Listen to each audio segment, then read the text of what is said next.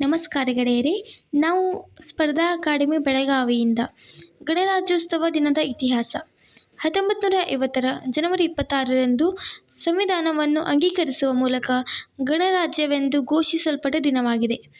ದೇಶದ ಮೊದಲ ಸಂವಿಧಾನ ಸಭೆ 1946ರ ಡಿಸೆಂಬರ್ 9ರಂದು ತನ್ನ ಮೊದಲ ಅಧಿವೇಶನ ನಡೆಸಿತ್ತು. ಕೊನೆಯ ಅಧಿವೇಶನ 1949ರ ನವೆಂಬರ್ 26ರಂದು ನಡೆದಿತ್ತು. ಡಾ. ಬಿ. ಆರ್. ಅಂಬೇಡ್ಕರ್ ನೇತೃತ್ವದ ಸಂವಿಧಾನ ರಚನಾ ಸಮಿತಿ ರಚಿಸಿದ ಸಂವಿಧಾನವನ್ನು 1 ವರ್ಷದ ಬಳಿಕ ಅಂಗೀಕರಿಸಲಾಯಿತು. ಹೀಗಾಗಿ 26 ಜನವರಿ 1950ರಂದು ಸಂವಿಧಾನ ಜಾರಿಗೆ ಬಂದಿತು. ಅಂದಿನ ರಾಷ್ಟ್ರಪತಿ ಡಾ. ರಾಜೇಂದ್ರ ಪ್ರಸಾದ್ ಭಾರತದ ಬಾವುಟವನ್ನು ಹಾರಿಸಿ ಸಂವಿಧಾನ ಜಾರಿಗೆ ಬಂದ ದಿನವನ್ನು ಘೋಷಿಸಿದರು.